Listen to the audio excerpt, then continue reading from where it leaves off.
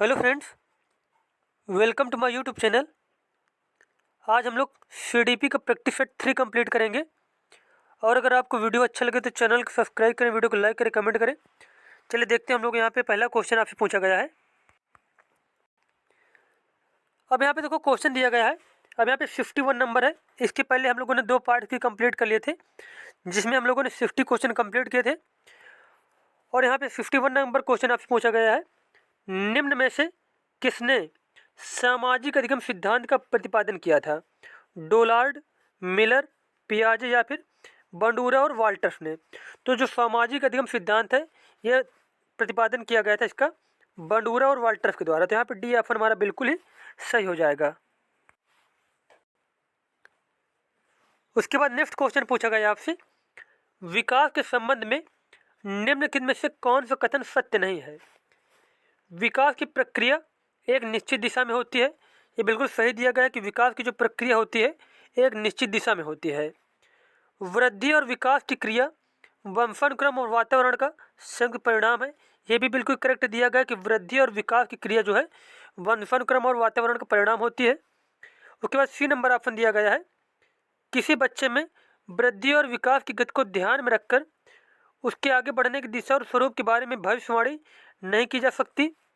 और उसके बाद डी नंबर ऑप्शन दिया गया है, विकास हमेशा सामान्य से विशेष की ओर चलता है। तो यहाँ पे डी ऑप्शन बिल्कुल ही करेक्ट दिया गया है। और यहाँ पे सी ऑप्शन बिल्कुल ही गलत दिया गया है कि किसी बच्चे में वृद्धि और विकास की गति को ध्यान में रखकर उसके आगे बढ़ने की दिशा और स्वरूप के बारे में भविष्यवाणी नहीं की जा सकती, जबकि क्या है उसकी भविष्यवाणी की जा सकती है बच्चे की वृद्धि और विकास को देख करके।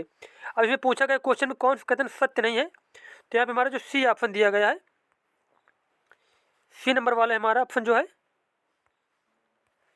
सी नंबर, ये बिल्कुल सत्य नहीं है। तो इसमें पूछा गया नहीं, तो यही वाला ऑप्शन क्या हो जाएगा, करेक्ट हो जाएगा। उसके बाद अगला क्वेश्चन आपसे पूछा गया है, उच्च प्राथमिक स्तर के बालक की विशेषता नहीं है।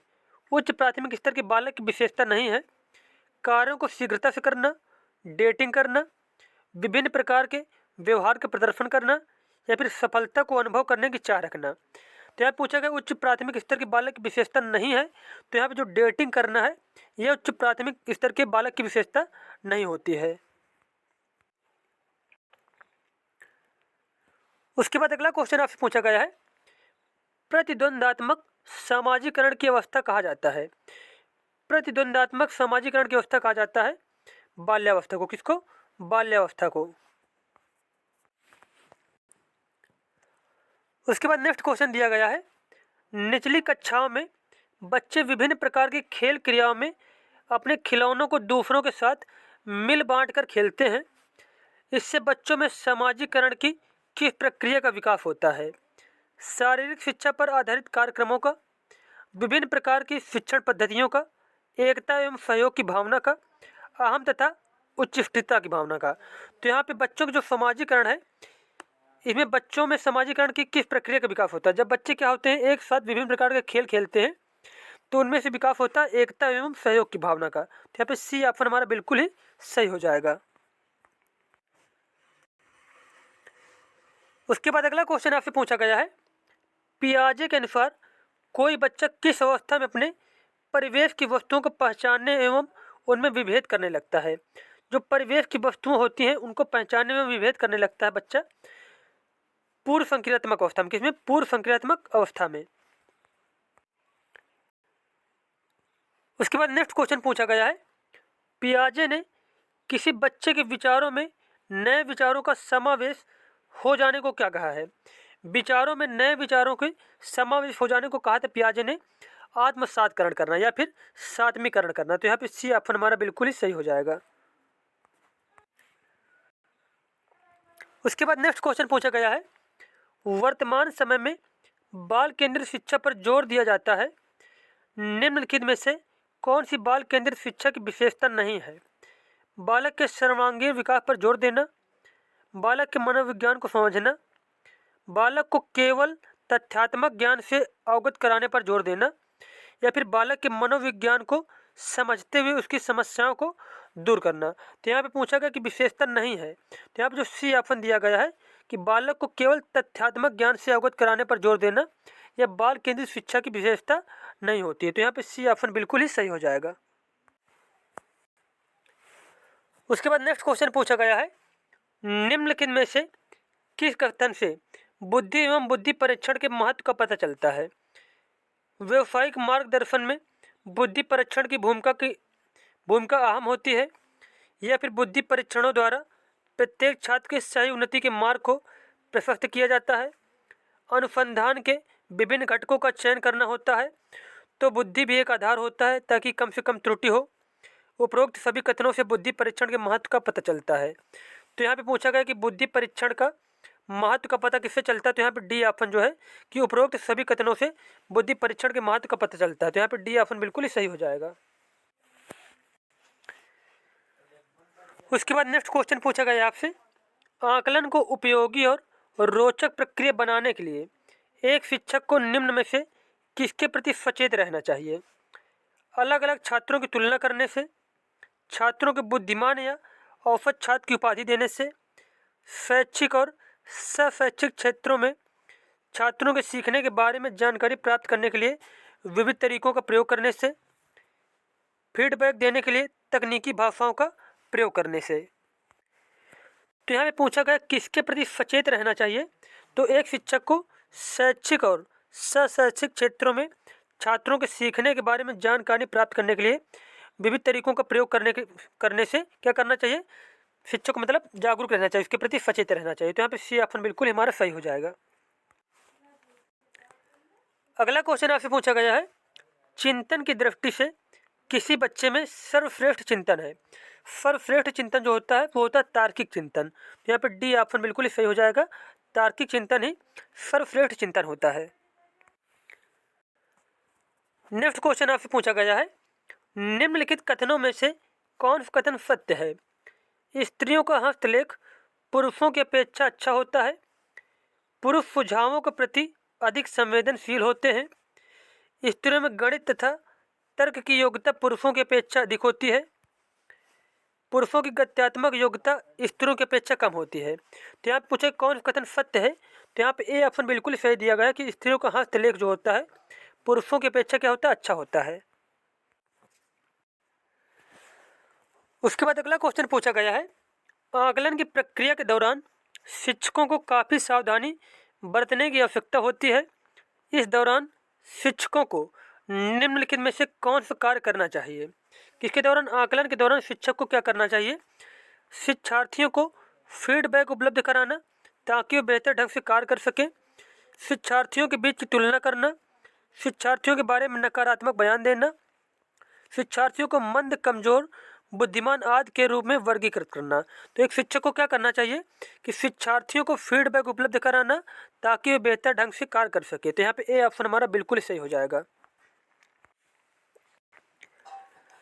उसके बाद अगला क्वेश्चन पूछा गया है, वैयक्तिक विभिन्नताओं को समझने का प्रयत्न सबसे पहले किया था। वैयक्तिक विभिन्नताओं को समझने का प्रयत्न सबसे पहले किया था गाल्टन ने। किसने? गाल्टन ने। उसके बाद क्वेश्चन आपसे पूछा गया है, शिक्षार्थी की उपलब्धि के मूल्यांकन के लिए सबसे बेहतर तरीका क्या हो सकता है? शिक्षार्थी की उपलब्धि के मूल्यांकन के लिए सबसे बेहतर तरीका जो होता है उसे बोलते हैं ग्रेडिंग पद्धति का प्रयोग। क्या करना? ग्रेडिंग पद्धति का प्रयोग करना चाहिए। उसके बाद नेक्स्ट क्वेश्चन आपसे पूछा गया है, अनुकरण एवं दोहराने की तीव्र प्रवृत्ति निम्न में से किस अवस्था की ओर संकेत करती है? जो अनुकरण एवं दोहराने की विशेषता होती है, मतलब प्रवृत्ति होती है, वह विशेषता होती है शैशवावस्था की। तो यहाँ पे ए ऑप्शन बिल्कुल सही हो जाएगा, शैशवावस्था।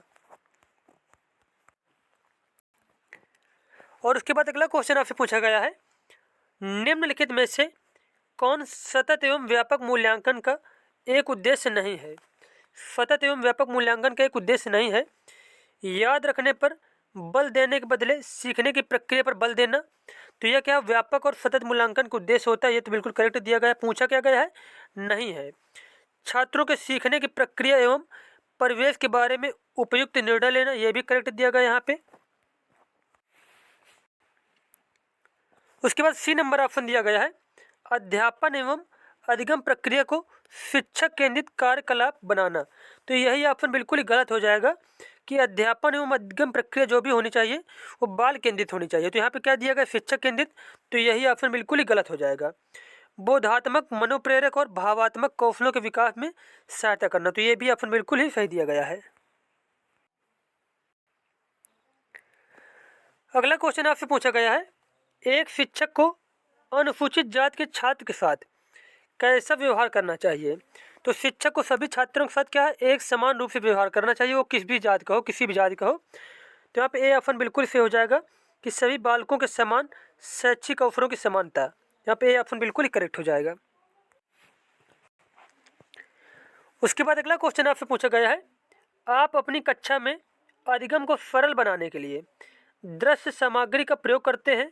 ऐसी स्थिति में कक्षा के किन छात्रों को सबसे कम लाभ होगा। जो पढ़ने में सामान्य स्तर के हैं, जो पढ़ने में उच्च स्तर के हैं, जो पढ़ने में निम्न स्तर के हैं, जो आंखों से अधिक देख पाते हैं। अब क्या पूछा गया इसमें से सबसे कम लाभ किसको होगा। तो सबसे कम लाभ उसी को होगा जो पढ़ने में क्या ज़्यादा होशियार होंगे, उनको तो मतलब बिना दृश्य सामग्री की भी बातें समझ में आती हैं। तो यहाँ पे बी ऑप्शन बिल्कुल करेक्ट दिया गया है, जो पढ़ने में उच्च स्तर के बच्चे हैं उनको दृश्य सामग्री का सबसे कम लाभ होगा। अगला क्वेश्चन आपसे पूछा गया है, निम्न में से कौन सा शिक्षार्थियों में सृजनात्मकता का पोषण करता है। किसका, सृजनात्मकता का पोषण करता है। अच्छी शिक्षा के व्यवहारिक मूल्यों के लिए विद्यार्थियों का शिक्षण, प्रत्येक शिक्षार्थी की अंतर्जात प्रतिभाओं का पोषण करने एवं प्रश्न करने के अवसर उपलब्ध कराना। तो यहाँ पर जो बी ऑप्शन दिया गया यही ऑप्शन करेक्ट हो जाएगा कि प्रत्येक शिक्षार्थी की अंतर्जात प्रतिभाओं का पोषण करने एवं प्रश्न करने के अवसर उपलब्ध कराना। तो यहाँ पर जहाँ सृजनात्मकता दिया यहाँ हो जाएगा सृजनात्मकता का पोषण करता है। तो यहाँ पे बी ऑप्शन बिल्कुल सही हो जाएगा। उसके बाद नेक्स्ट क्वेश्चन पूछा गया है, अधिगम की प्राकृतिक दशा के सिद्धांत का प्रतिपादन किया गया। किसका, प्राकृतिक दशा के सिद्धांत का प्रतिपादन किसके द्वारा किया गया था। तो यह किया गया था कर्ट लेविन के द्वारा। किसके द्वारा, कर्ट लेविन के द्वारा।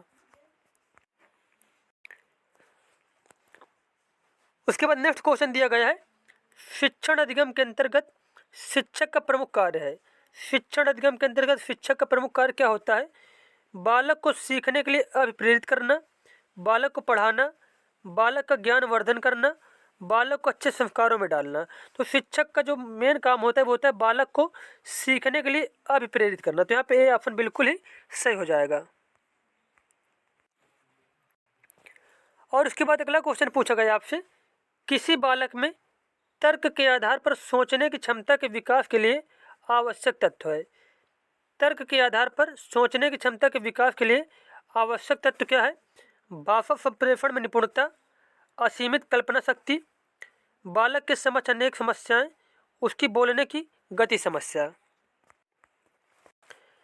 तो यहाँ पे पूछा क्या गया है कि तर्क के आधार पर सोचने की क्षमता के विकास के लिए आवश्यक तत्व है। तो यहाँ पे आंसर हो जाएगा भाषा संप्रेषण में निपुणता।